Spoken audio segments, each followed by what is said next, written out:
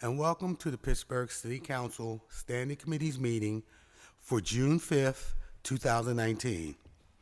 My name is Chris Dodson, and with us today is Robin Schmedlin, our sign language interpreter. City Council will discuss the following legislation for a preliminary vote. Pre-agenda appointments and or reappointments. Bill number 2019-1713, resolution appointing Zachary Block to serve as a member of the Commission on the Human Relations for a term to expire March 31st, 2021.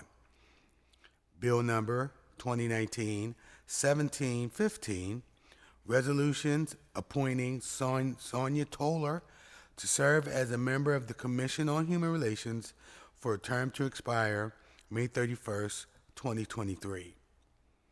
2019-1719, resolution appointing Monica Ruiz as a member of the Pittsburgh Equal Opportunity Review Commission with a term to expire April 30th, 2022. And bill number 2019-1720, resolution appointing Sarah Siegel, a member of the Pittsburgh Equal Opportunity Review Commission with a term to expire April 30th, 2022. Public Safety Services Committee, Mr. Lavelle is the chair. New papers, bill number 2019-1723, a resolution authorizing the mayor and director of public safety to enter on behalf of the city of Pittsburgh into a professional services agreement or agreements with Freedom Indeed LLC, Reverend Cornell Jones, for professional services as a group violence intervention coordinator at a total cost not to exceed $327,465.00. Public Works Committee, Ms. Kel Smith is the chair. A new paper, bill number 2019-1724, a resolution authorizing the mayor and director of the Department of Public Works to apply for grant funding from the Pennsylvania Department of Community and Economic Development Greenways, Trails, and Recreation Program to provide funding for the renovation of multi-module trails located within Southside Park. The grant proposal includes an ask of $250,000 with the local match of $37,500 to be funded from the 2020 City of Pittsburgh capital budget. In the event the grant is awarded, this resolution provides for an agreement and expenditures not to exceed $287,500. Bill number 2019-1725, resolution authorizing the mayor, the director of the Department of Public Works, and or the director of the Department of Mobility and Infrastructure to apply for grant funding from the Pennsylvania Department of Community and Economic Development Greenways, Trails, and Recreation Program to provide for funding for the planning of the renovation of the pedestrian tunnel located in Highland Park. The grant proposal includes an ask of $93,500 with a local match of $16,500 to be funded from the 2020 City of Pittsburgh capital budget. In the event the grant is awarded, the resolution provides for an agreement and expenditures not to exceed $110,000 for this stated purpose. Bill number 2019-1726, a resolution authorizing the mayor and the director of the Department of Public Works to apply for grant funding from the Pennsylvania Department of Community and Economic Development Greenways, Trails, and Recreation Program to provide funding for the renovation of the Riverview Park entrance at Marydale Avenue. The grant proposal includes an ask of $250,000 with a local match of $37,500 to be funded from the 2020 City of Pittsburgh capital budget in the event the grant is rewarded. This resolution provides for an agreement and expenditures not to exceed $287,000, $287,500 for this stated purpose. Bill number 2019-1727, a resolution authorizing the mayor and the director of the Department of Public Works to enter into an agreement or agreements or the use of existing agreements between the City of Pittsburgh and Pashek plus MTR for the professional landscape architectural services for Southside Park Phase 1 design at a cost not to exceed $338,096. Bill number 2019-1729, resolution declaring that certain property as further provided herein in Highland Park shall be dedicated to a trail easement and that certain other property be dedicated to a temporary construction easement in order to facilitate development of the Washington Boulevard Trail. Bill number 2019-1730, ordinance amending and supplementing the Pittsburgh Code of Ordinances at Title VII, Business Licensing, Chapter 719, Vendors and Peddlers, by amending the existing language of Section 719.02 and 719.04, 719.09, and 719.10, and adding Section 719.04B to better align peddler licensing with Allegheny County Health Department food regulations, to add the City of Pittsburgh Department of Mobility and Infrastructure to the Street and Sidewalk Vending Site Designation Committee, to add the City of Pittsburgh Department of Permits, Licenses, and Inspections as voting member of the Street and Sidewalk Vending Site Designation Committee.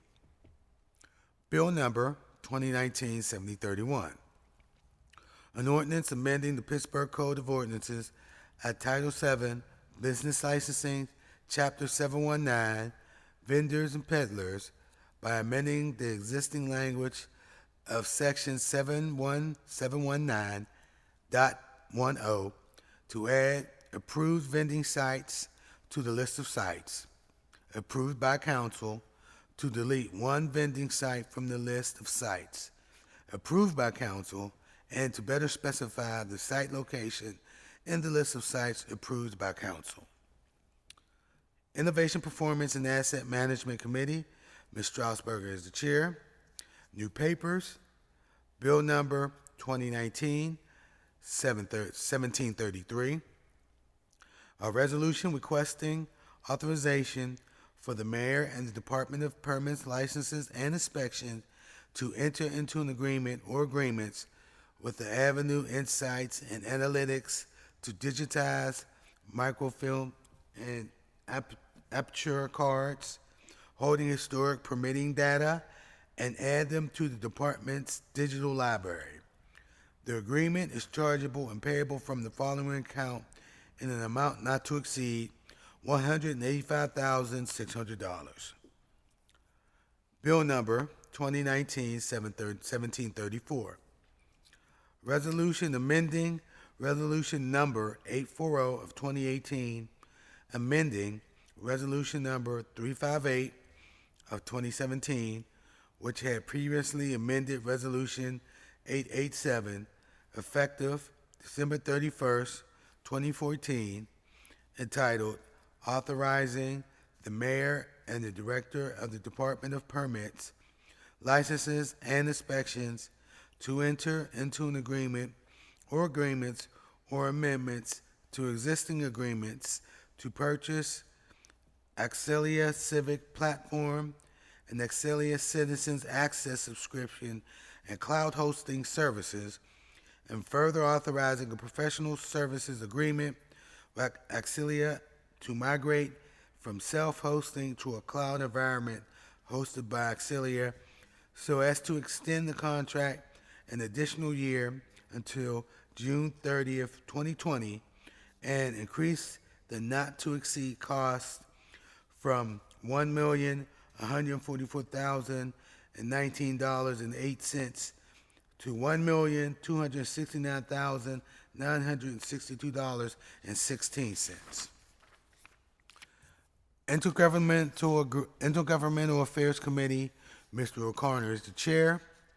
Deferred papers, bill number 2018-0983, resolution authorizing the mayor and the director of the Department of Finance to execute a quitclaim deed or deeds and any other necessary or appropriate documents, agreements, and instruments conveying as is all of the city's rights, title, and interest, if any, in designated city-owned properties to the Urban Redevelopment Authority of Pittsburgh for consideration of $1 each, contingent upon the mayor and director of the Department of Finance first entering into a cooperation agreement or agreements with the URA, setting forth the rights and obligations of the city and the URA relating to these initial conveyances, and further setting forth the rights and obligations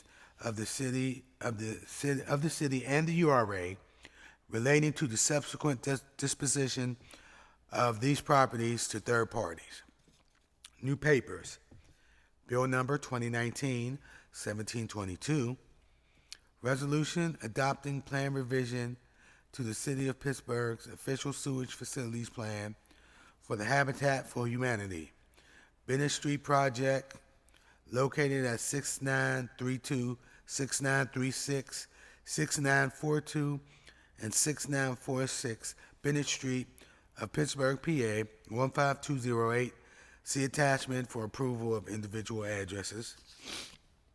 And bill number 2019-1735, a resolution requesting the approval of an intermunicipal transfer of a liquor license number R-2778 from Gregory's Restaurant, Inc., 1199 Washington Pike, Bridgeville, PA 15017, to the applicant Woods House, LLC, 4604 Monongahela Street, Pittsburgh, PA 15207, for the premises located at 4604 Monongahela Street, Pittsburgh, PA 15207, restaurant known as Woods House, pursuant to amended Pennsylvania Code and Act 4-461.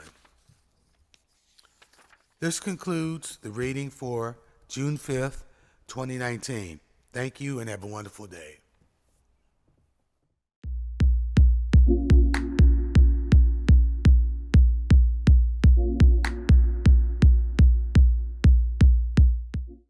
Yes.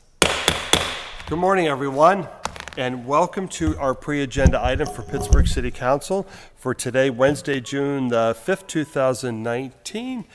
We have 3 appointees today for consideration. Zachary Block is with us as an appointee to the Commission on Human Relations. Welcome. Monica Ruiz, and Sarah Siegel are appointees to our Equal Opportunity Review Commission. I'm joined by Councilman O'Connor. Councilman Kraus is and I'll be chairing this morning's pre-agenda item. I couldn't figure out how to get that in there. Okay, other members may be joining us. I know Councilwoman Harris calls for these interviews. I expect she should be here at some point in time, I would hope. Okay. With that, welcome. What we're going to ask of you to do is, if you would please just introduce yourself, tell us a little bit about yourself, your desire to serve on the commission. We have your resumes for review. And Zach, if I could start with you, since you're our single member to the Let us read it, Mr. President. Relations Commission. But first, we're going to have the clerk read the bill. Thank you. Thank you, Bill Madam Clerk. 1713, resolution appointing Zachary Block to serve as a member of the Commission on Human Relations for a term to expire March 31st, 2021.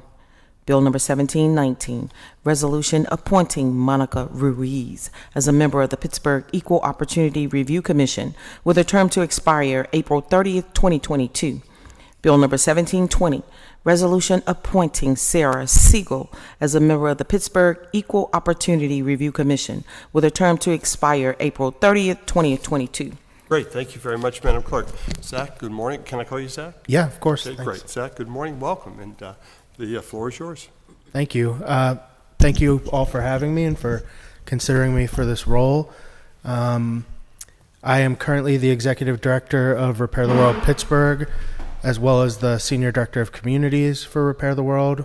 And for the first 8.5 years of my career, I spent my time as a tax attorney and moved into nonprofit work with Repair about 6 years ago. We're an organization that recruits people to volunteer, amplify the work of our service partners via volunteer recruitment. We mostly work around food justice issues and education issues. We recruit people. We have a fellowship program where folks post-college are doing a year of service with us, and they not only do some direct service, but they recruit people to serve as well. And in the first year of our program, we had around 1,000 people participate in Pittsburgh, and this past program year, we had 7,200 people participate. Wow, that's great. Thanks, Zach. Thank you. Sarah, Thank you. can I move on to you next, please? Sure. Hi, thank you all for having me. I'm Sarah Siegel.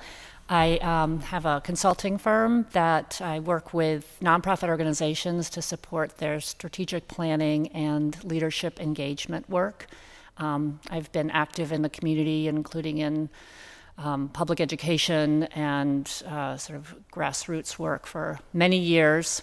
I'm thrilled to be considered for this commission. I really believe it's important for contractors to be held to a standard for hiring minority and women businesses, and I think this is a great entity to make that happen. Yeah, thank you, Sarah. Monica, good morning. If I can move to you next, please. Good morning. My name is Monica Ruiz. I'm the Executive Director of Casa San Jose. We are a small nonprofit organization located in the South Hills. We work primarily with immigrants from Mexico and Central and South America. I have been working with Casa San Jose for about 5 years now. I've been in the city of Pittsburgh for about 12. And prior to coming to Pittsburgh in Ohio, I worked with the Latino community as well. When I started working here, I also went back to school to get my master's degree from Pitt, and we did a lot around community development. And so the development of the city is very, very important to me as well. That's great. Welcome. It's really nice to have you here. Thank you. Councilman O'Connor. Yes, I would just like to say, and I think all council members will say this, thank you for your willingness to do this. A lot of people, aren't willing to step up and volunteer. Knowing two of you very, very well, and now hearing your background and reading it in the bio here, I think it's great that on these commissions we have people that work with everyone and have a diverse background in working with people all throughout the community. And these commissions are very important when you're talking about not only human relations, but the Equal Opportunity Review Commission is really important when we're talking about contracts, hiring, making sure everybody has an opportunity to be part of our city. So I'm excited that you guys are willing to do this. As I mentioned, my Squirrel Hill residents I know very well, and they're always there at events. Whatever the cause may be, you guys are always out there, and I think that's great that you're a part of the community and you've always been supportive. I do want to give Sarah's daughter a shout out. She helped with the gun legislation, so knowing that kids are being active in our community is really important. So just thank you for your willingness to do it. Did your daughter testify at the public hearing? I thought I remember that now. Yeah, and you were there as well. I was. Yes. Sitting right over there. Yeah. Councilwoman Harris. Thank you all for your willingness to share or to be on this, these two groups. I apologize for being late. I was stuck in traffic out there. What areas of the city are you from? One of you from Squirrel Hill? Squirrel Hill. I'm in Brookline.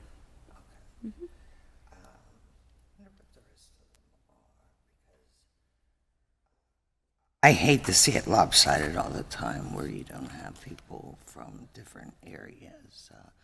You might have a different makeup of women and men, but it's nice when you have somebody from the West End area and North Side also. So I wish you all well, but I do have the concern of not seeing anyone here from West End or North Side. South, you're south, you're south, and you're East End. There's a large area of the East End too that seem like they're not from Lawrenceville out. I don't see many on any of the committees. I do see them, but it does concern me. So thank you very much for your willingness to serve. Okay, great, thank you. And I too wish to extend my gratitude to you for your willingness to come and be a part of these commissions. I say this, I think, every time we have one of these interviews.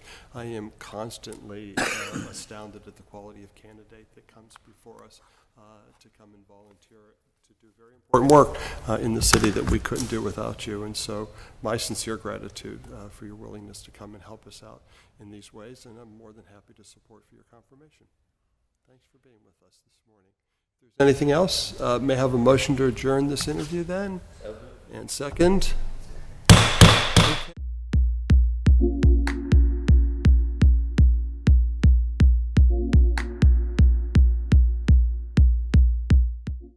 Okay. Welcome to Pittsburgh City Council Study Committee meeting of Wednesday, June 5th, 2019. Our first order of business is public comment. Members of the public who want to address City Council, please come forward. You'll be given 3 minutes. Start off with your name and location. The green light means the start of 3 minutes. The yellow light means 1 minute to summarize. The red light means your time has expired. Please relinquish the podium. I want to remind everyone the rules of council state that public comment is limited to matters of concern which are or which may be before council. Profanity will not be permitted and order will be maintained at all times. First speaker, please.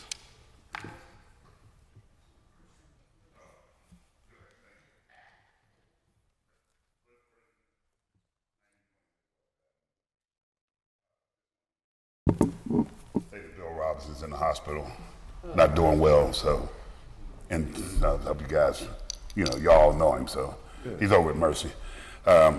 Wanted to say I got my lot cut. I'm happy again. I need to buy the lot, so I won't have to worry about going through this anymore. I appreciate that and whatnot. I appreciate Alicia that's over at the mayor's office. She's been a trooper. She made this happen. No apologies to anybody in here, but I got what I wanted done. The second thing is that I'm going to say this to everybody here. When the city goes and tears property down, you must put in act some kind of law that they must protect the foundations of everybody's home. I don't care where you live at. It's a travesty for what happens after the buildings are torn down. And these people found, these are old houses, they got sandstone. They don't have these old concrete blocks like they have. This is sandstone, sandstone pours, sucks in water, does its thing. So you need to consider this deeply so that you can protect people like me, because I gotta sue you guys to get my basement taken care of, which I shouldn't have to. I should be able to just say, hey, you tore my stuff up, how about fixing it? So with that saying, y'all have a good day. I'm tired. You too, be blessed. Next speaker, please. He's always on. Sure. My name is Yvonne F. Brown. I live in the Hill District. I've been bringing this sign with me for the children, not us, when I saw how these children were upset and Antoine got killed. Also, you see a picture of my son, who the police in Wilkinsburg let die, even though he said he was crying, I had one lung. They left him. Now, the reason why I bring this up because we have Nikita Graham. This lady lived in the building. I figured out that she's 55, but anyway, she lived in the building. She fell and broke her ribs. She went to the hospital, and when she came back, oh, she really looked bad. And she was saying, you know, the doctors have said about the drugs, the different drugs. She said, Yvonne, they've gotten so they won't even give you the pain medicine in the hospital. She said, I could see him not giving me medicine out in the street that's supposed to be so strong, she said, but they don't care. And the reason why I'm saying that is for you doctors and lawyers, whoever make the decision on what's gonna be one size don't fit all. Please remember that. When my sister was dying from cancer, she says the pain is actually in your bones. And she would have to take medicine to actually almost knock her out. See, what a lot of people don't realize, until you see them in the pain, you can't even realize what they're going through. When my son got stabbed in his back, that's why the doctor said, what was these marks when he was laying on the floor? Said, you've been shot. My son had been stabbed in the back. He had punctured his colon, intestine, and severed his kidney in half. I'm into the carrot juice. When I saw that he could drink, I got every vegetable, because every vegetable worked on a different part of his body. It was green. He drank the juice. In 15 minutes, we heard that fast it went through the system. My son was out of the hospital in 28 days.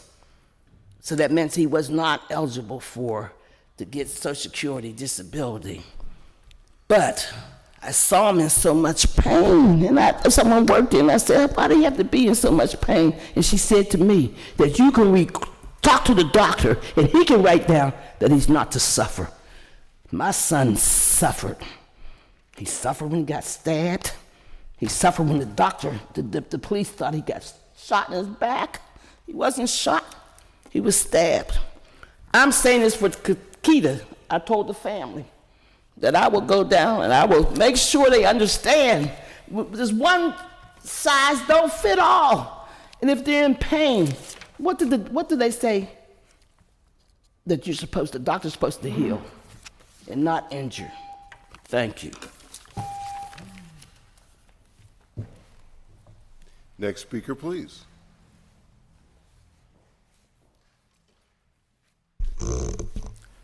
Dr. Ronald N. Miller, Pittsburgh City, Homewood, and Austin City in Texas.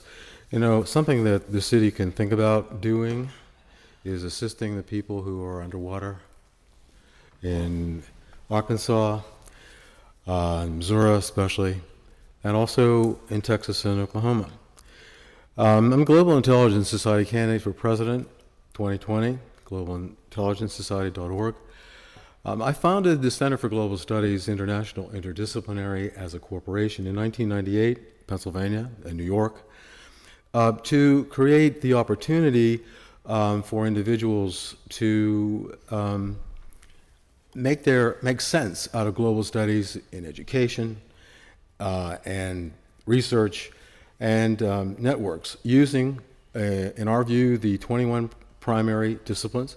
And I founded the Global Intelligence Society in 2010 to apply the fusion of these 21 disciplines, especially the forms of reasoning or intelligence, to help us solve social problems. A concern of this council is clearly economic development. I was at the London School of Economics, and I'm going to reference an Indian teacher, a researcher there, Sohini Kar, Dr. Sohini Kar. What she's most famous for is her analysis of Indian microfinance. You know, like small loans that are paid back in small amounts monthly. She evaluated the effect, especially on women, in in India and in the United Kingdom. And what she found, reported in her book, Financializing Poverty, Labor, and Risk, in Indian Microfinance, Stanford, 2018, what she found was that it actually produced the opposite. It produced more inequality than less inequality. So I have a tendency to go after people who are different than myself, who have views that are in essentially opposition to the views that I have. And if you have references of people in the city and in our state that conflict with or different from those that you've heard me articulate here, I would like to know what they are. You are resources for our people, and I want you to be better, all of us do, to be able to do that. One of the best people on this council as far as showing up is Mr. O'Connor. You're the most Japanese of all of them. All you.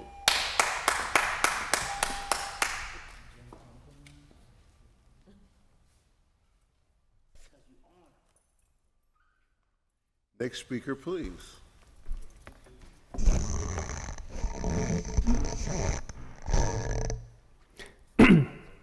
Morning, David Tessitore, Highland Park. This morning I filed a petition with over 60 signatures from Morningside residents. That is, we the qualified electors of the City of Pittsburgh request City Council to conduct a public hearing relative to the Port Authority of Allegheny County forcing the residents of Morningside to endure randomly variable routing, shifting intermittently from Jancy Street and Chislett to Morningside Avenue without notice, changing from trip to trip, and even during a trip, such that bus drivers and bus riders have no idea when or where a functioning bus stop may be, and requiring riders to walk to Stanton Avenue to be sure where they can catch the buses. This is not something that the city has imposed. This is the Port Authority, but these are city residents who are being significantly stressed. This morning when I was catching signatures before coming down here, people were telling me, yeah, they have to look at their GPS, and if it goes off GPS, then they know they have to run up a block and catch it on Morningside. Otherwise, it's down on Jancy Street. People who have stood there and said, yeah, I missed my bus and I needed to catch that one. There's a lot of discontent there. And this isn't to have something that they can come at council against, but to let council know that council needs to stand up for the residents of the city of Pittsburgh against an agency which is unresponsive and unwilling. They get detours downtown here to move, and they post it, but they won't do it with Jancy Street and Chislett over to Morningside, which was the original trolley route, was along Morningside. So it's nothing that's so foreign to the way that organization of the neighborhood functioned. And while you may not have the Port Authority under you, you do have the negotiations with the Port Authority coming up where they want to do something with BRT, the unnecessary routing of monies into the uptown area for real estate speculators. And their unwillingness to take care of the city residents and to be responsive to it should be something that you keep in mind and bring up to them when you're holding their feet to the fire. What are they planning to do in those instances?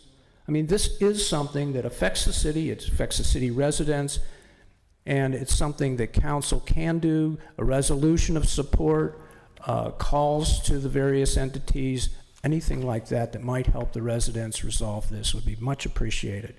And I very much thank you for your time. By the way, this is the routing, a mapping of the routing. I don't know if it shows up on video, but it is a routing that shows that this is a long stretch. It's 5 bus lengths away for the detour. It is not an imposition on the people. Thank you very much.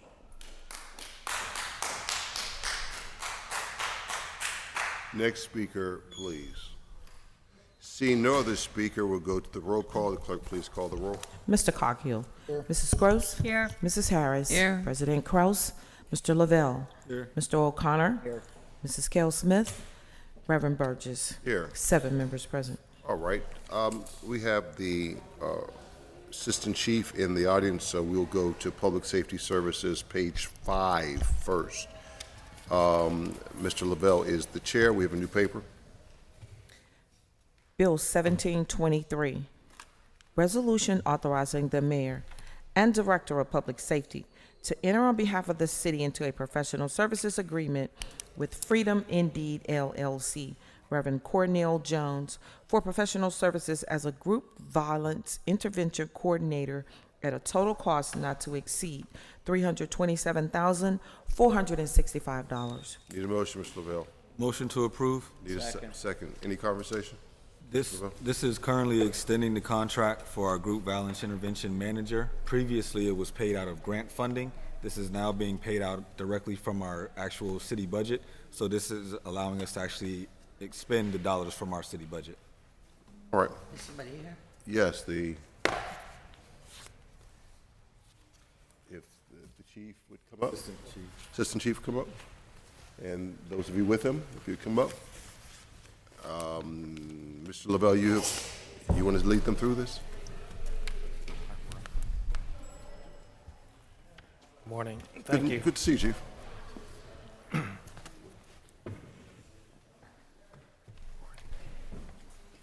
morning. How are you? Do you belong here too? Okay. All right, Ms. Harris, then? Do you want to let everyone know who you are, please? Deputy Chief Thomas Stangrecki, Pittsburgh Bureau of Police. Victor Joseph, Commander, Major Crimes, Pittsburgh Bureau of Police. Sergeant Jim Glick, Pittsburgh Police, GVI. Hi, Shatara Murphy, Public Safety. Okay. What do you do for public safety? Assistant Director, Community Affairs. Okay. My question was, we had a grant for this last year, and we want to pay out of the budget now. How did everything go last year? Can each one of you sort of give me what happened? How is this servicing the taxpayers of Pittsburgh? Yes, thank you. As we explained, there was a prior grant from the National Institute of Justice that covered the cost of Reverend Jones as a group violence intervention coordinator. And that grant has since expired. We have to continue his services. And I can turn to Commander Joseph and Sergeant Glick to let you know how well that Cornell Jones has served the city of Pittsburgh and the Bureau of Police. Yeah, it'd be nice if they gave us a little background on each of those, but having you at the table is great. Sure.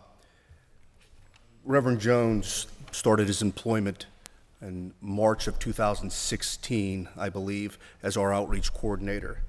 I've been nothing but impressed with his work. 2016, we had 191 non-fatal shooting incidents in the city of Pittsburgh, and each subsequent year, that number's dropped to 142 in 2017 and 114 in 2018. And we are below last year's year-to-date numbers. In our projections, we would project, if things stay the course, about 96 non-fatal shooting incidents in 2019, if the numbers project as they are right now. Cornell has extensive contacts in the outreach community. He has social service providers, other people that volunteer for the city of Pittsburgh. Can you give examples of this so the public knows? Sure. So one of his things, he's the conduit between the police and outreach in the community. So our group violence intervention strategy that we employ in the city of Pittsburgh is we're trying to reduce or eliminate gang and group violence. What Cornell does, a component of that is outreach, trying to reach the at-risk members of the community, young males who are either at risk of becoming victims of violent crime or the perpetrators of violent crime. And the numbers that I've gave to you there kind of shows the decrease in what I think is the benefits that GVI has provided, and Cornell's been a major part of that. Mediation between gangs and groups that he has done over the years. Hard to reach folks that we can't have, and Sergeant Glick will talk to you about custom notifications and what they are and how they work and what Cornell does in that area. But we believe that these have been a big factor in our reduction of violent crimes as it pertains to gangs and groups. He has connections with Schumann Center, the Allegheny County Jail, and various prisons where we can reach at-risk individuals and have conversations, custom notifications with them, and also when they're going to be released, an integration plan to get them back into society. With a job? They're part of social services, yes. There are jobs that they've been able to either get people jobs, training, driver's licenses, things like that, to get them on their way to becoming a productive member of society. We have, through GVI, and Cornell's been a large part of that, large-scale events in the city, whether it's 4th of July, Light Up Night, Regatta, where we've had large groups of youth downtown in the area, and a lot of times they cause havoc with fights and things of that nature. He's been instrumental in bringing volunteer outreach workers in to intervene and disrupt that violence and keep the violence at a minimum. And pretty much, we haven't made many arrests, have had many arrests since we started this strategy, and that's supervised by Sergeant Glick. Cornell works 24 hours a day, 7 days a week. He responds to shooting scenes, to the hospitals, to speak to the families, contacts influential members of that at-risk person, whether it's a parent, a coach, a teacher, whomever it may be. Maybe Cornell knows them, and if he doesn't, probably 99 times out of 100, he knows somebody who does, and he makes those inroads so we can have those conversations, those important conversations with these at-risk individuals. And I'll turn it over to Sergeant Glick for a little more information. Sure. As the commander said, one of the major focuses of GVI is something called a custom notification. That's where we have a face-to-face contact with the at-risk individual or the person or people most likely to commit the next stage of violence. Over the last couple of years, Cornell's touched base with almost 100 at-risk individuals, created opportunities for mediation where we're actually able to sit at a table and discuss ongoing violence and how to end the violence. Again, this doesn't interfere with any investigations, but what it does is it stops the violence in place. So by doing that, we're able to give them something called an honorable exit, which is, it's just a helping hand to help stop the violence from continuing.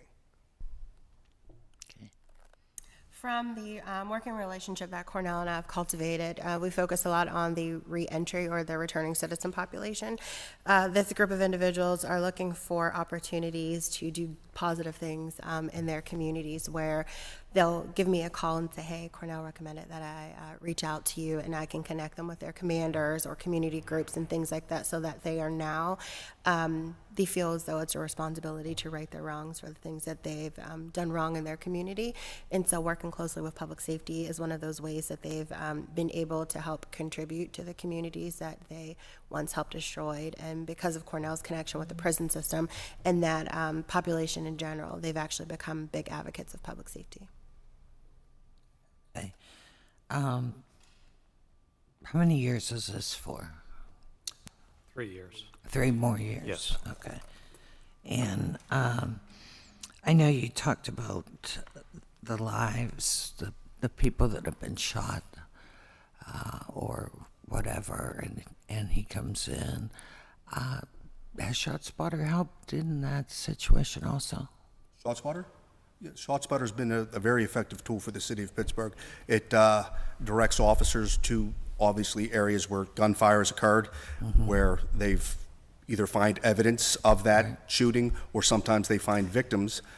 Sometimes we do not receive a 911 call for the shots fired, but we do receive a ShotSpotter notification, and it definitely has helped us in our investigations and save lives of individuals who may not have been reported otherwise.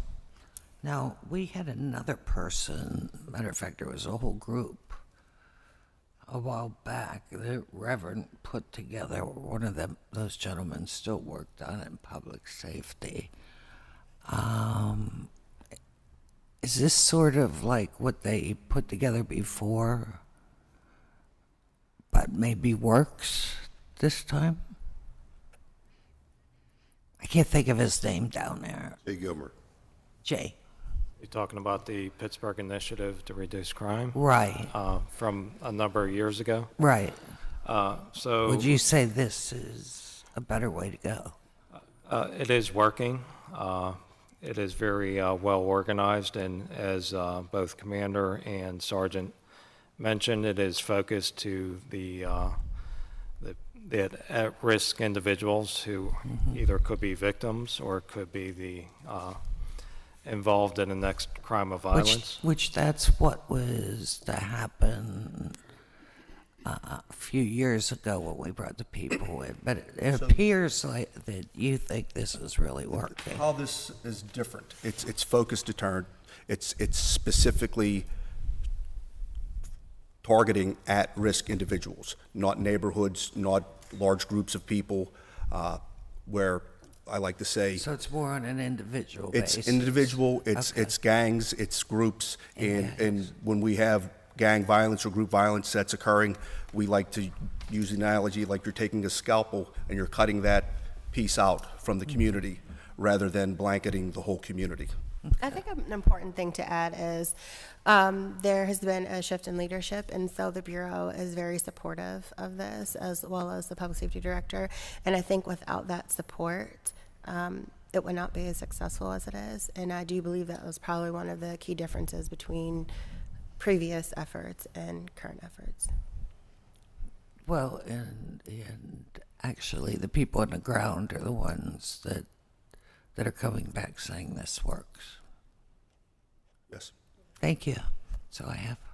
Ross. Thank you. Good morning. Good morning. Welcome. Thank you. I'm more than happy to support your work and vote in the affirmative along with the work that Reverend Jones is doing. My question is more around the funding. It is for 3 years, but there's a 2-year contract, 1-year option. Is the option on both sides? We can choose not to continue. Reverend Jones can choose not to continue. That's both ways. Do I understand that correctly? And if that were to be the case for whatever reason, then the total number would be reduced down from the 327,000. Okay, that's the only questions I have. I'm happy to support. Thank you. Smith. So thank you all for being here, for all the work that you do. The last time you were here, I had a lot of comments, and I wasn't really happy. And I'm still not happy about some of the things that happened. But your public safety director defended you to the hilt. Let me tell you. But I will say that while I see some value in this program, I do see some concerns.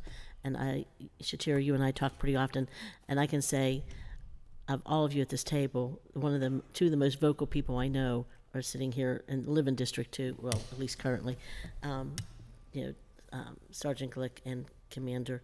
I just want to say that you've been very vocal, and you've always told me when things don't work. So when you say something does work, I actually do hear what you're saying. And so, and I value what you say. But I want to say that I also have concerns from my community, because a lot of times you're talking about working with people who are at risk. And so a lot of times when you post photos and you do things that you're doing in the community, I hear from the people that are law-abiding citizens in the African-American community, in the white community, in the young community, old community. I hear from everyone. And they feel like sometimes that they're disrespected and devalued, because they're also concerned that when they give you information or concerns that they have, things that are going on in the community, that the people that you're working with now have favor with the police department, and so they're almost afraid to speak up themselves. So I have concern with that, because it's happened more than once over the past few years where people have contacted me and approached me about their concerns. I feel sometimes that you put people in part way, you don't put them in all the way, so that there's no real buy-in totally. And so sometimes we argue back and forth whether people should be hired full-time, part-time, all those things. And for me, it's either all in and you're working with the whole community, and people that are law-abiding citizens that have been dedicated to supporting our officers feel valued, because they have done a lot in our communities to work with our police. Matter of fact, and especially in Zone 6, there is such an amazing relationship between the public and the community. And when they start feeling devalued, I'm afraid that this is going to have a negative effect, because they're not going to spend the time that they're spending building it. Because a lot of times they build you up in the community and then they take heat for it. And so when they're taking the heat or the pressure for supporting our police, and then you're turning around and working with the people that actually made them feel devalued, then, or threatened in some way, then it's not really good for them as well. So I want you to be mindful of that going forward. How can you engage the community as a whole, and make people assured that if they have concerns, they can bring it to your attention, and those people will find out because they work with you now, and they feel like they have some kind of in.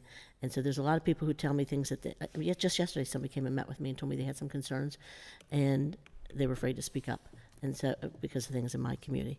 So, and I don't want to jeopardize it. I don't know what life they're living. You know what I mean? I don't want to jeopardize those people and their safety. I don't know what happens once I tell people stuff. And they're just so afraid that they want it to come, that complaints to come from me instead of them. And I mean, it's just not. So I just want you to be mindful of all that, because it's a real concern in my side of town. And so, and I think And you as know the that. complaints come to you, and you filter them to us, we'll make sure that we work closely with you to address. Okay. I those think some of them complaints, some of so them we know don't- you, and they do talk to you. Some of them. So we'll see. But I do think that there's some value, and I mean, I know people in our community that you work with some of their family members, but the kids that I know, I think they really are looking for some help, and they're just afraid to take that step, because they fear for their lives, to be honest with you. And I think they're so caught up in this thing. So, I mean, I don't know how to get those kids help, because if their families are already working with you in some ways, I don't know how to direct them to you so that they're actually getting the help that they want to get off the streets. I don't know how to do that, because if their family can't get them there, I don't know how I can get them there, So those are concerns for me, because I actually have one kid in particular that I think about. I mean, he's a talented artist. He's a shooter. I mean, I'm going to be honest, but he's a talented artist. He has such a gift, but he doesn't pursue that because he's in this other life. That's just the type of person that we're trying to contact. That's the person that we're trying to make an influence in their life. So, I mean, they're the prime. I want to see him see a benefit and turn his life around, because I think he really can. I mean, he's one of the nicest kids. If you ever talk to him, you couldn't even believe that he's caught up, because he is so darn nice. But I don't know what happened that he went down this path. I don't know. So, okay. That's it for me. Thank you all for your work. Be safe. Councilman Coghill. Boy, Cornell sounds like the man, right? I mean, this guy, I've known Commander Joseph for most of my life, and I trust him on just his word alone. But the stats that yeah, well, he's from the neighborhood. But the stats that you bring in behind that, that's really something else. I mean, it sounds like a recipe that we tapped into here that's really working for you. Is that right? We've been very happy, and we've been very blessed. Right. And Cornell is he from? Where's he from? He's from the east side originally. Is that where he does most of his work over there? No. He is citywide for sure, and his tentacles reach throughout the county. Right. Even in the West End, let me just say. Yeah, he's got, I guess it's fair to say, resources. He's got the trust of the community where he can go to people who are at risk that might not always trust somebody in uniform. Is that right? That's exactly right. Yeah. Is it $327? That's over 3 years. So is that his salary then? Is that what we're paying him? It's salary and expenses. Yeah. Okay. So there's support along the way as to whatever he needs. Right, exactly. So he can do what he can do. Right. Sounds like we need a few more of him, and if they're out there, it's probably not easy to come by. There's an outreach component that will be coming up at Yeah, some hopefully point. Cornell but, can train somebody, get some Right, more that's the people idea. involved as to what he does, so. Yeah, full support, it's great. I love to hear those stats. Thanks. Thank you very much. Ms. Gross? Yeah, I just wanted to reiterate that as well. So I'm very impressed by the numbers. I think I heard 214 non-fatal incidents 4 years ago. 191. Started with 191? Yes. And we're talking non-fatal shooting incidents. Non-fatal shooting incidents, and then it went down the next year to 142, 142, and then the third year 114, 114, and And now- then we're halfway through and now we're in our this current year. that we're on track to be lower still. So, I mean, having cut the numbers in half is really impressive. And I also just wanted to mention that even though we have extended shot spotter, the goal here is that the shots never are fired.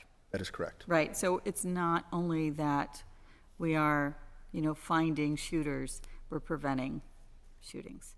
And so I'm really impressed by the strategy, but I had the same kind of concern if, you've got one person who's got the talent, how do we institutionalize this? And is there going to be a way where we're, recreating? There's an outreach and social service component to this. We're still in the RFP process, so there will be a team of street outreach workers that work alongside with Cornell, dispersed between the various communities doing this work, also a social service component, so that we can make sure that we get job resources and resume building and all of the things that that population needs when trying to make changes in their lives. Wonderful news. I'll just wrap up by saying we would love to hear more of how the city budget can help support. I would like to hear more about how the city budget could help support, to fill the needs that you're trying to fill, right? So you're working with the at-risk individuals and trying to connect them with resources. We can't do everything, and we need our partners at the county who provide most of the social services,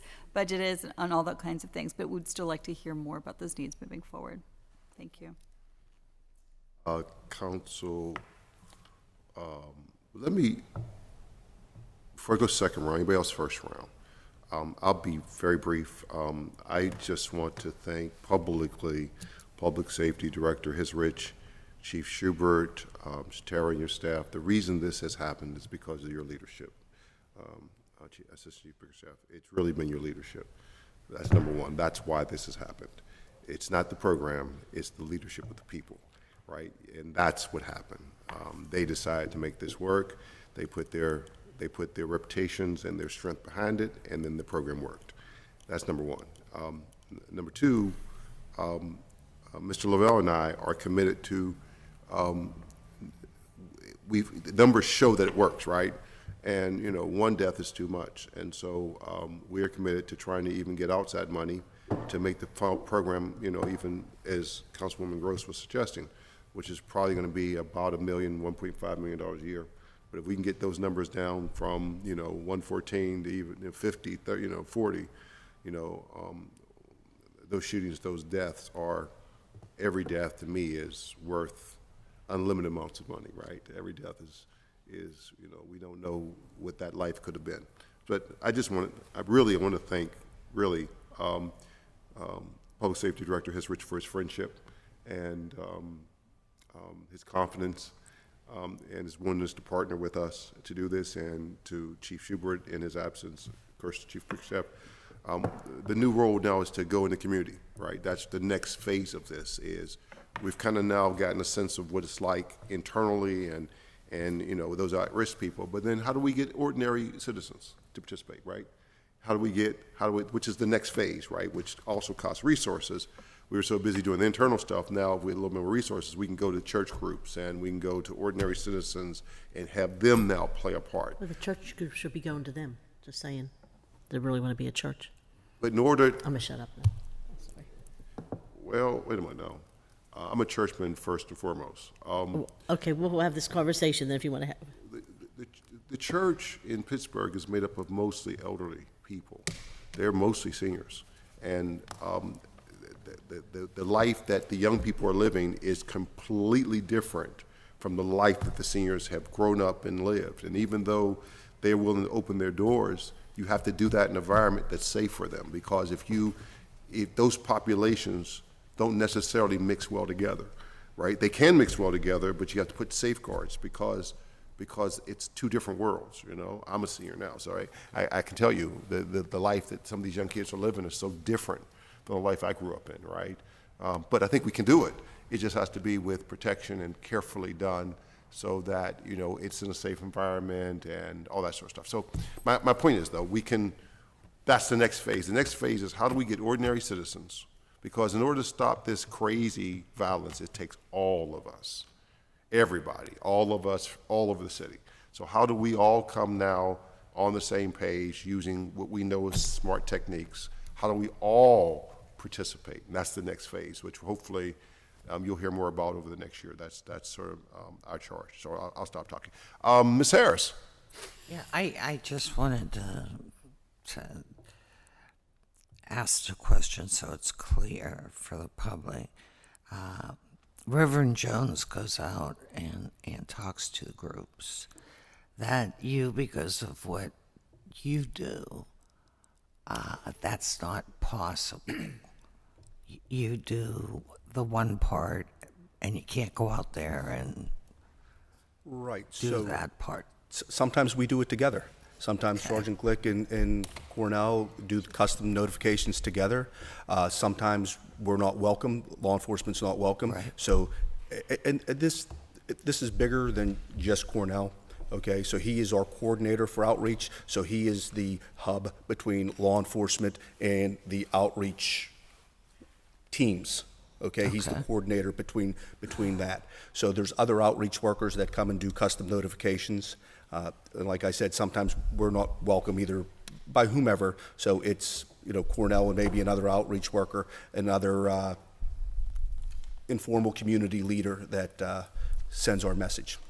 So maybe I could contact you, because we're having a day of peace in the community on the north side, and it is bringing some of the churches together, and it's for the young people to come,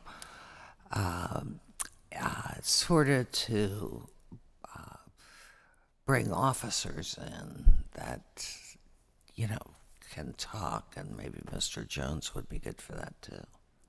Absolutely. Okay, so who do I contact? Okay. Thanks. Ms. Smith. Thank you. And I just want to add that Cornell is amazing. He's actually doing some work on the west side. We're working on the skate park in Sheridan with the police and the Antoine Rose Senior and B. Marshall from the Juneteenth event. There's a group of us that are trying to do something, but I think we have to sit down with the Rose family, you know, collectively and have some more conversations. But I think that there's some work, at least, that he's doing on our side of town, and that skate park is a big thing for the youth in our community. So, so I think that he's getting more familiar with our side of town. I don't think anybody really was. I mean, you guys are because you're obviously from there, but I don't think a lot of people are familiar with our side of town. And when I talk about the churches, I feel like they should be doing a lot of outreach. And sometimes we have amazing churches with very small congregations, with very elderly congregations that do amazing work, and a lot more than some of our larger churches, and with younger populations too. But what I don't like is when all of a sudden there's funding, all of a sudden the churches are interested. They should be interested every single day, regardless of your ability to raise money on whatever it is you're helping with. And I think we do have some of those in our district, but there are some that I like to call out a little bit and say that they need to get out there in the community a little bit more often.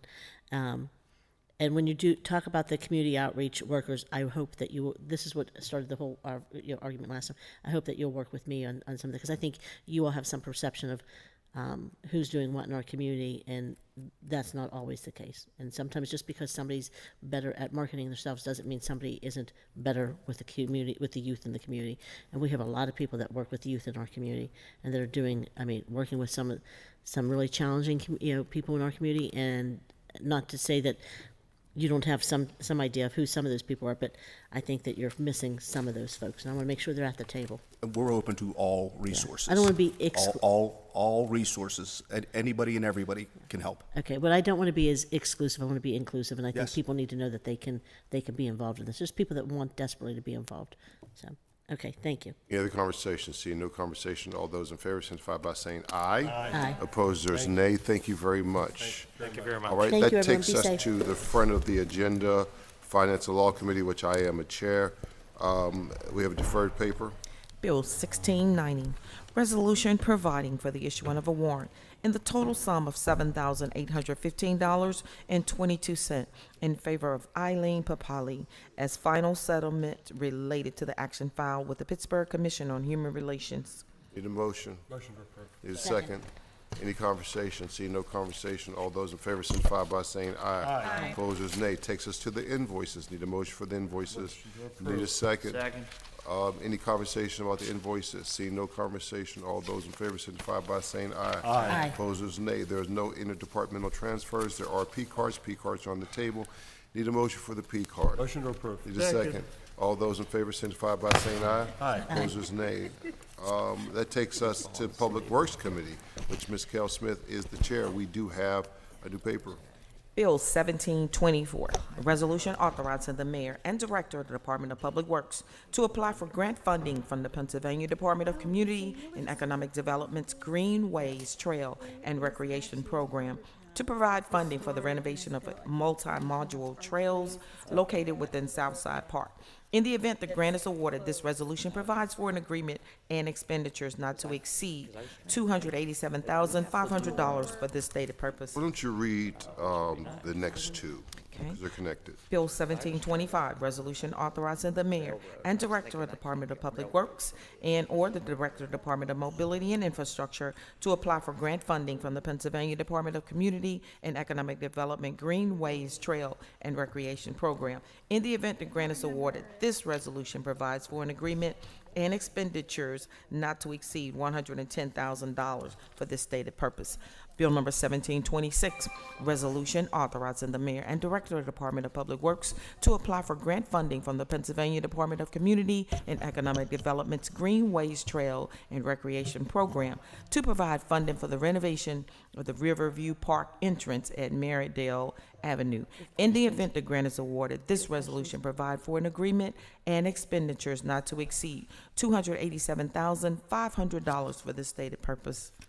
Very much. Motion to approve. Second. Second. Brief discussion. Brief discussion.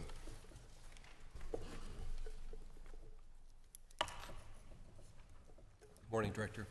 Good morning. Good morning, Director. Could you introduce yourself for the public? Mike Abel, Director of Public Works. Thank you. And I'll defer. I don't have any questions. Councilwoman Harris did.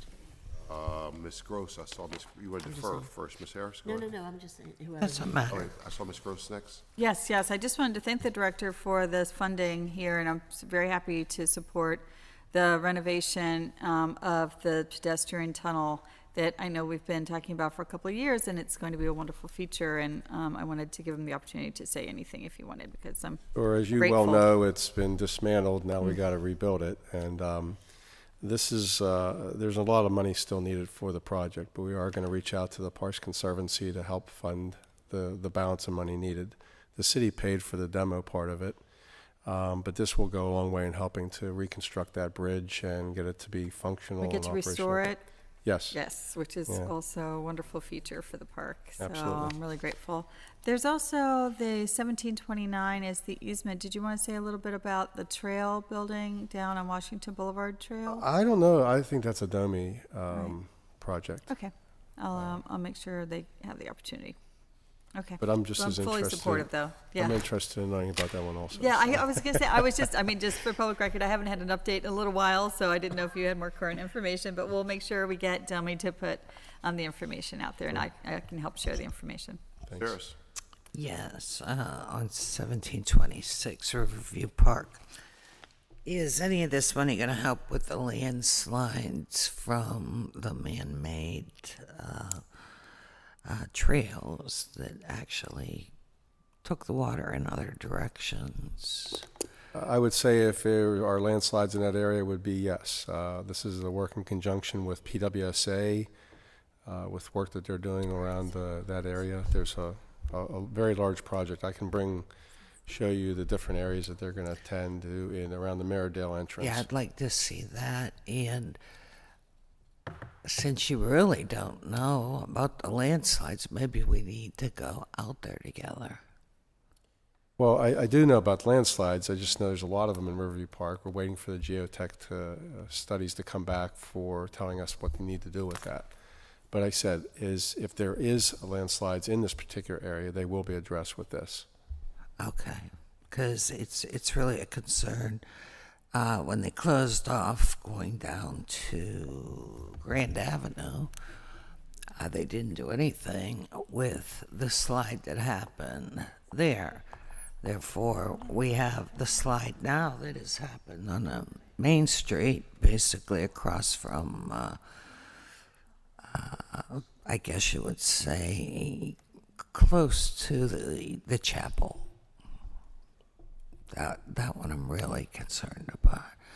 I know there's Friends of Riverview, which is a group that I'm on, is sort of working on trying to bring the green back to where it was, and they're going to fence in those parts.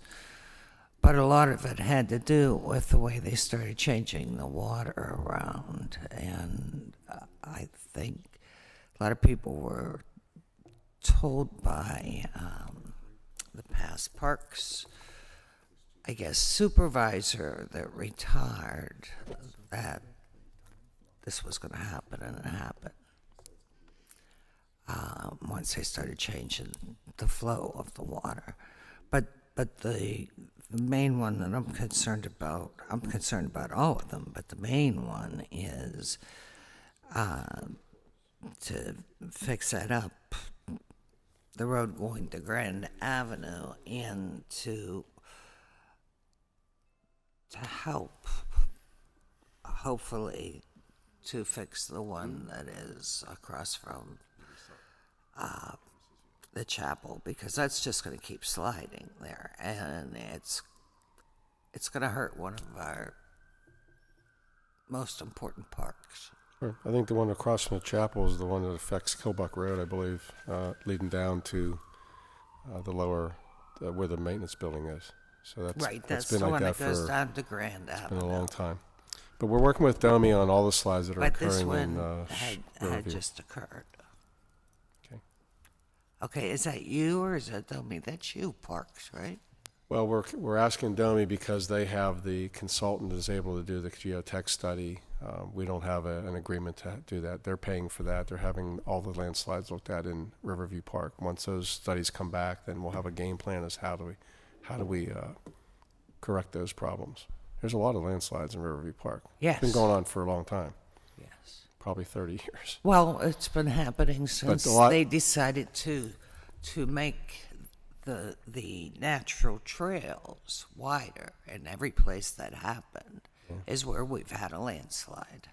I'm really not sure what the cause is, but hopefully the study will evaluate that and tell us that. Maybe we should write out and I'll show you, but I don't know this back and forth between Domi and Public Works. It just, you take care of this, take care of that, and I still didn't get a list of who has what departments and who to call. Who has what departments? Yeah, do you have a list of yours? I'm pretty sure I forwarded to you exactly all my staff who handles whatever responsibilities. I'm pretty sure that's been forwarded to each and every member. I don't remember. I updated getting it that. Just recently. So. Okay, you want to send it again? The reason I'm working with Domi is, as you know, the capital money for landslides has all been moved to Domi. I have no capital money to address Even though you have landslides. parks? Well, we're working together as a team, and Okay. we'll, they're helping us to define what the cause of the problem is and what the solution is, and then we'll find the reason to get money to correct the problem. Okay. So we're working as a team. Thank you. Thank you very much. Any other conversation?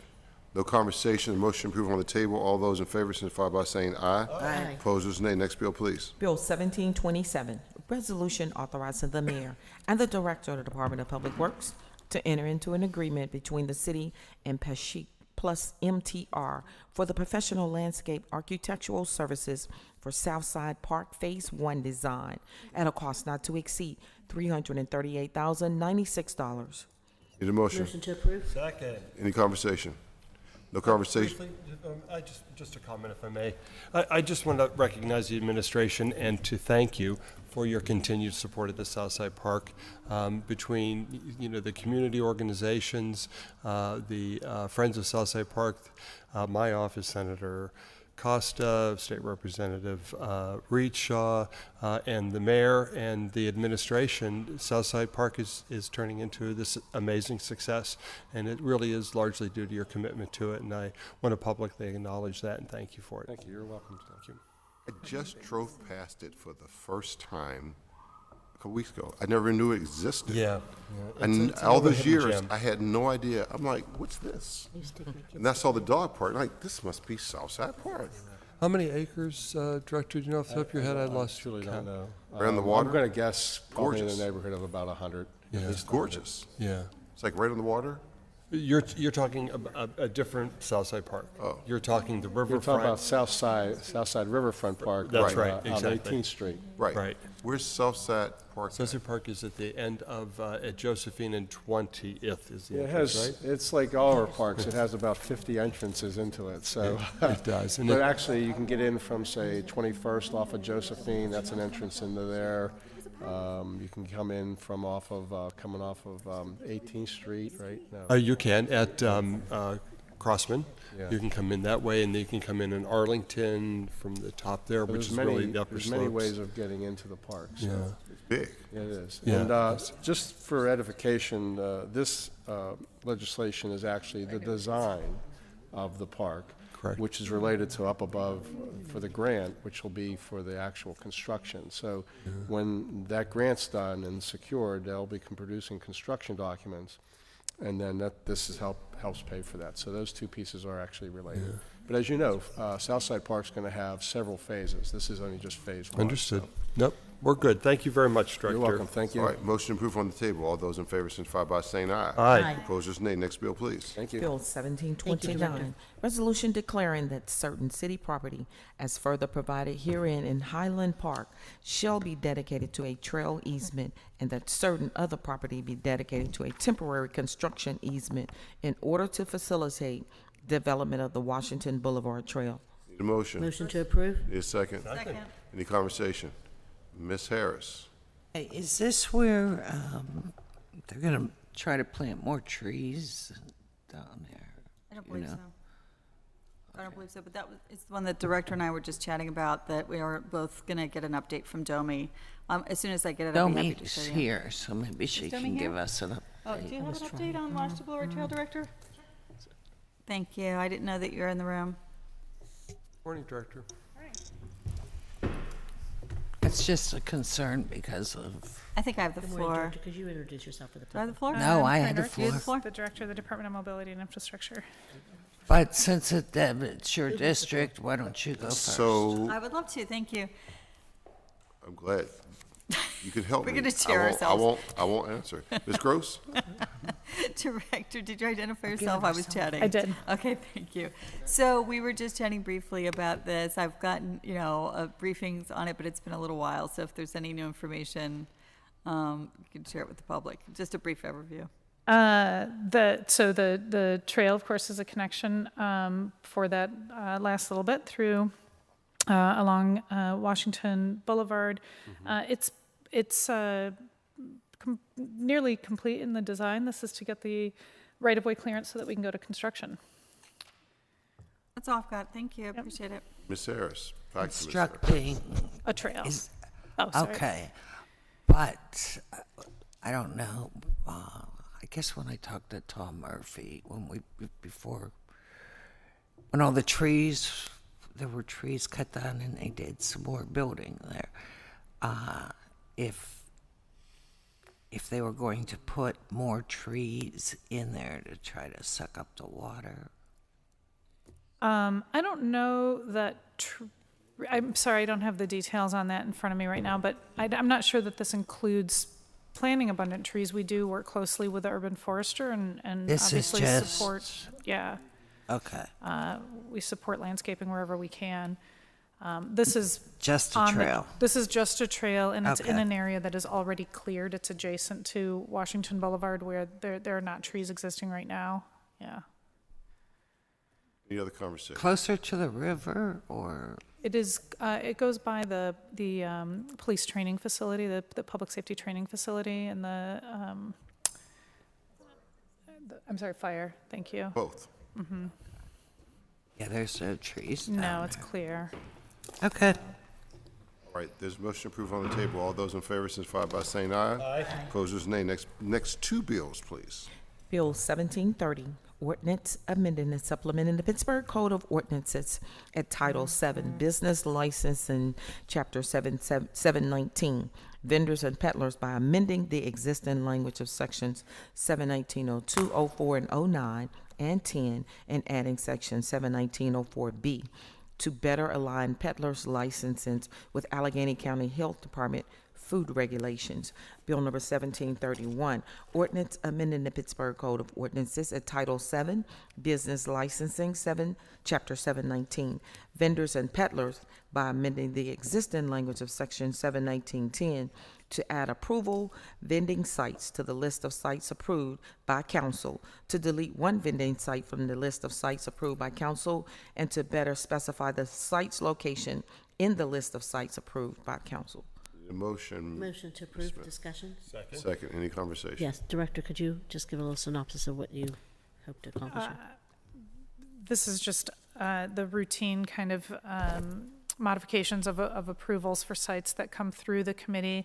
As it says, this was one of the omissions that when we made our original code changes this time last year or so, this was one of the sections of code where we neglected to put DOMI on the committee. It was still listed as DPW. DPW remains a member of the committee. This just adds DOMI additionally to the committee for consideration of the sites. Thank you.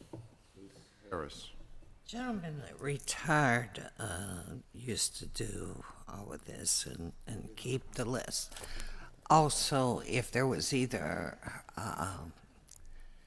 an area that was to close, they would talk to that council member before they did it, and the council member would sign off on it. Or if they decided to put another vending site in that area. So is that still being done?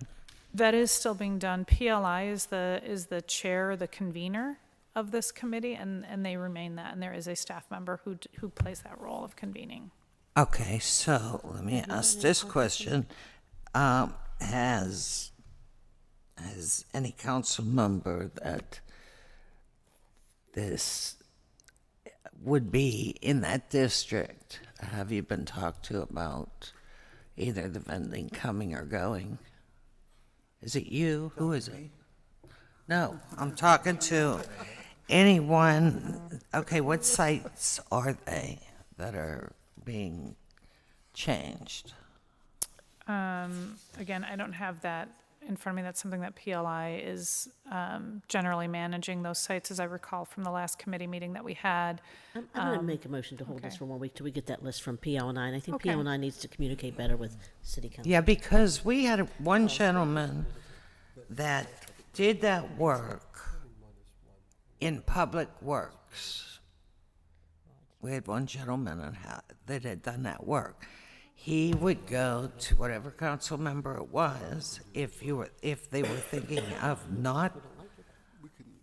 if they were closing one and opening another, and would talk to that council member so they're aware. I'm not sure that's happening, so I would second you, Councilwoman Smith. So let's have, if you don't mind, let's have the open discussion first and then come back to you for the motion to hold. Let the members kind of ask their questions now, if that's okay? All right, so I think Mr. Cross is next. Am I? Yes. Yeah, so Director, good morning and welcome. Thank you for being here. On Bill 1730, I agree. It was an oversight that DOMI is not added as part of the committee that oversees the the vending sites being that you manage the public right-of-way. So if there is a desire to hold, I would only ask that we not hold 17:30, that we're able to complete the committee, allow them to do the work that they need to do. But if you do have a desire, Councilwoman, to hold 1731 over the list of approved sites, I'm happy to support that if that is your wish, or if you desire to let it go through, we can get the list of sites before Tuesday. If we don't get the list of sites before Tuesday, I'll be happy to support a recommittal on your direction. But again, if we could just allow 1730 to go through so the committee can do the work that they need to do, and I nobody's don't think they're listening. going to do much work from now till next week. I'm just saying, I think that we should hold both bills, make sure get the PL and I list. comes to the table and talks to council members.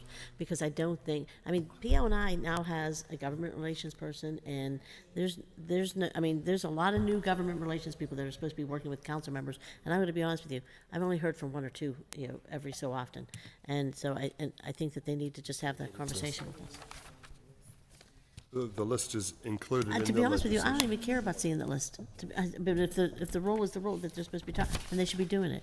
Frankly, I think that we shouldn't have such a say on whether vendors and locations and all that stuff. So If the community has concern, they should be the ones to speak up. The sites are listed in the legislation. I didn't So realize that. we have two bills on the table, Madam.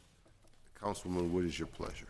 I want to make a motion to hold. Second. 1 week, Of both bills. both bills. Both bills. Motion to hold for 1 week, and it's properly moved in second. All those in favor signify by saying aye. Aye. Aye. Opposers, nay? No. One nay. All right, it is held for 1 week. We will Brad. move forward. Thank you very much. I would like to get a copy of the list from both. It's in the legislation. For all council members. It is in the legislation, Councilwoman. It's before us. Okay.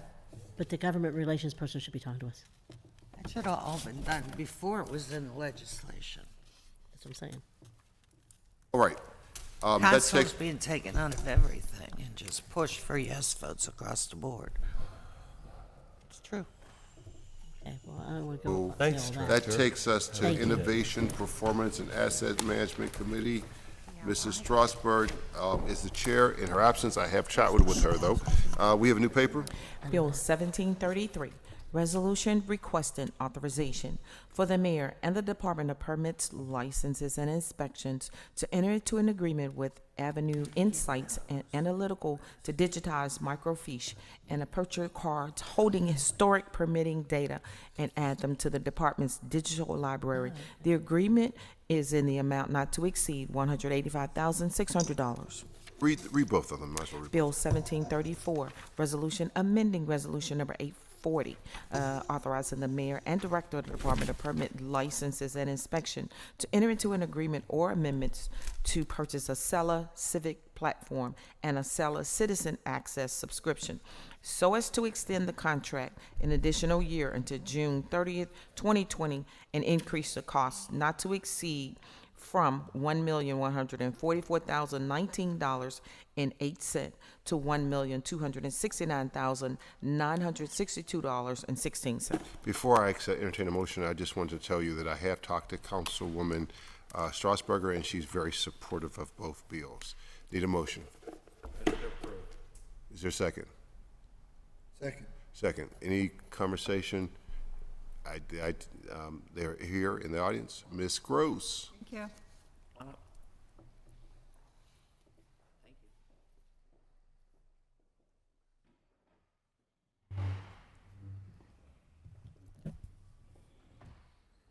Could you identify yourselves, please? Thank you. Sylvia Harris, Assistant Director of Operations, Department of Innovation and Performance.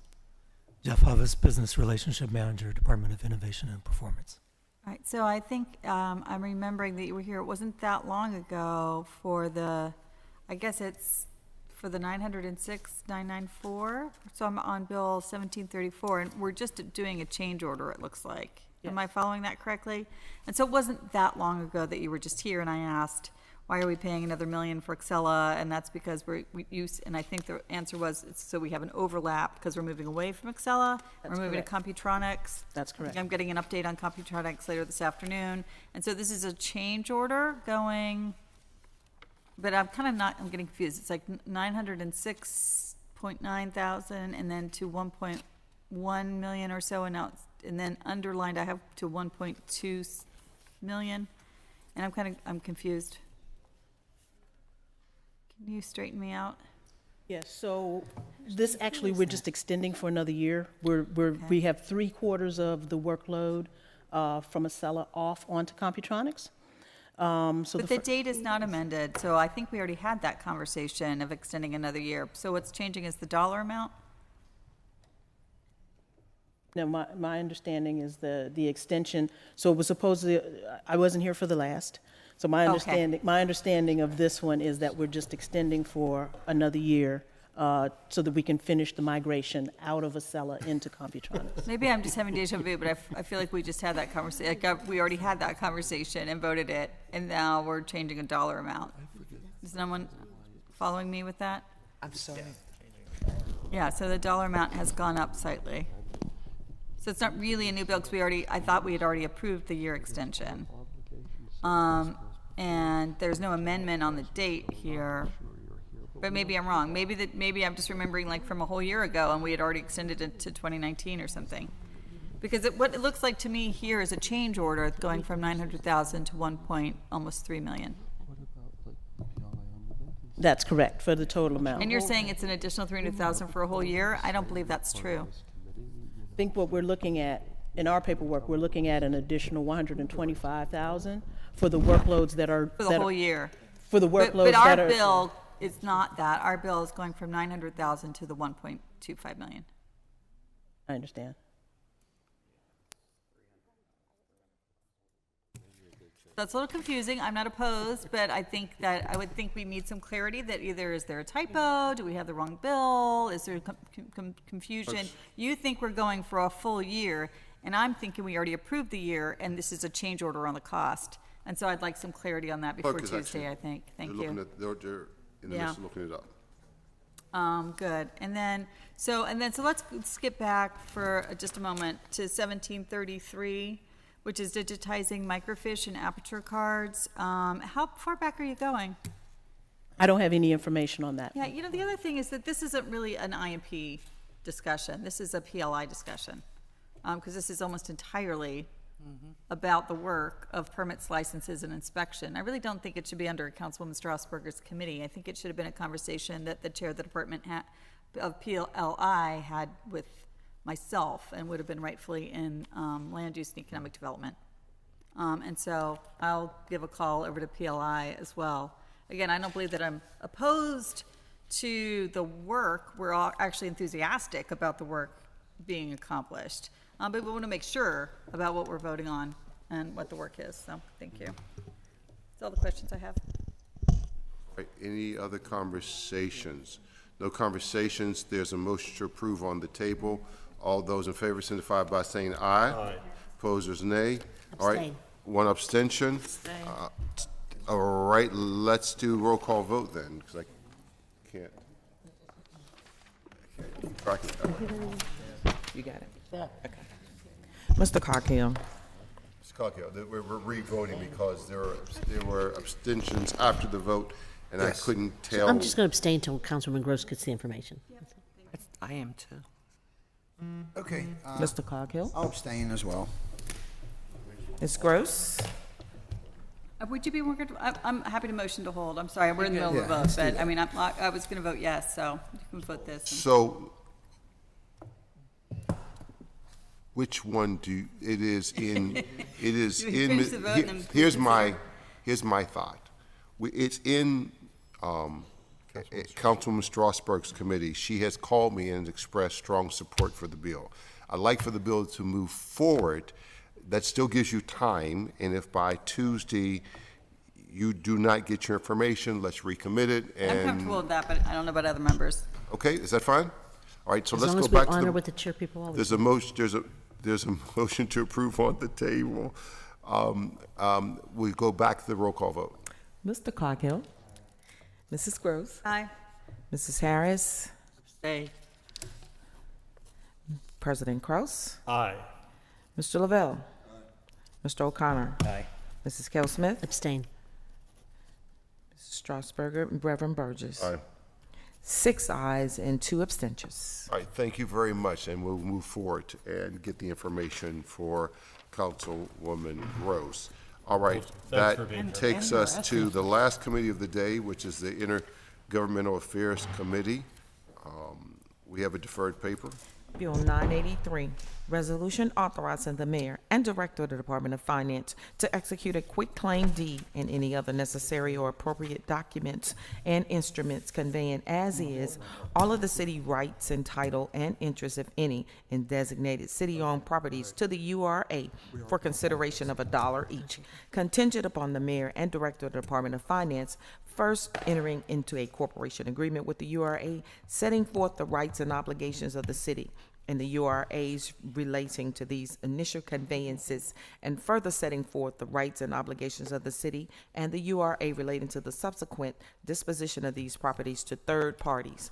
Mr. O'Connor. Motion to approve. Brief discussion. I'm going to hold, so I just want to, thank you. So this is a bill that we've been holding for a very long time. I'm going to hold, obviously it's Councilwoman Gross is working with the administration and law department, but we've seen this a number of times. So I'm going to give it 4 more weeks on a hold, and then if it comes back, we'll look to either table or maybe reword the bill somehow. So I'm going to make a motion to hold 4 weeks. Second. All those in favor of the 4-week hold, signify by saying aye. Aye. Opposers, nay. Councilman Kraus said to me, you want to hold the whole agenda? All right. New paper. Bill 1722, resolution adopting plan revision to the City of Pittsburgh official sewer facilities plan for the Habitat for Humanity Bennett Street project located at 6932, 36, 6942, and 46. I need a motion. Motion to approve. Need a second. Second. Any conversation? No conversation. All those in favor signify by saying aye. Aye. Opposers, nay. Next bill, please. Bill 1735, resolution requesting the approval of an intermunicipal transfer of a liquor license from Gregory's Restaurant to the applicant's Woods House LLC for the premises located at 4604 Monongahela Street, restaurant known as Woods House. Motion to hold for a public, cablecast public hearing. Second. All those in favor signify by saying aye. Aye. Opposers, nay. I believe we have, no, we did not. I need to reconsider going back to Teresa's committee, which is, I need a motion to reconsider Bill 2019-1725. So moved. Need a second. Second. All those in favor signify by saying aye. Aye. Well, okay, so we're now reconsidering that bill. It's on the table now before us. There is an amendment before you that I did not receive, and so I need a motion to amend. Neither did I receive it. So moved. Second. All right, so the motion to amend is on the table. Any discussion? It's just a dollar amount change. Ms. Gross. Sorry, yeah, this is the one I was happy to support. It looks like the local match. Oh, so the total grant amount is more, which is wonderful. Instead of 93.5, Right. it's nearly 140,000. And then, so proportionally, the local match is increasing from 16.5 to 24.6. Right, so we have a motion. We've already reconsidered it. This is a motion to amend. Need a motion to amend. To amend. I need a second. Did I have the motion? All right, okay. So we're talking about I'm sorry. So we just need to vote on the amendment. All those in favor signify by saying aye. Aye. Now we're back to the original bill that we have reconsidered with the amendment, and now we have to vote on the original bill. Approve. The motion to reconsider was the motion to approve. We had to vote I didn't realize that. to put that on the table. Now we amended it. Now we're ready to approve it. I think I'm right. All those in favor signify by saying aye. Aye. Opposers, nay. All right, and so that brings us to the end of the meeting. 2 announcements. One, per request of OMB, the Mayor's Office of Management and Budget invites residents to potholes and pierogi dinners and a discussion of 2020 capital budget. These public meetings provide citizens with a chance to learn about the budgeting process, to talk with residents about priority projects, to pose questions to a panel from city departments, and to provide valuable feedback for the 2020 capital budget. Second of all, the first meeting will be of Thursday, June 13th at the Children's Museum on the north side. The second will be the evening of Tuesday, June 18th at the Pittsburgh Federation of Teachers on the south side. child care, and interpretive services are available for those who registered by June 19th. For more information and to register, go to pittsburghpa.gov/OMB/CIP. All right. Council members have been interesting today. I think it's because of our most Japanese member and his and his enthusiasm. With that, they need a motion to excuse the absent member, approve the minutes, and adjourn the meeting. So moved. All those in favor signify by saying aye. Aye. Opposers, nay.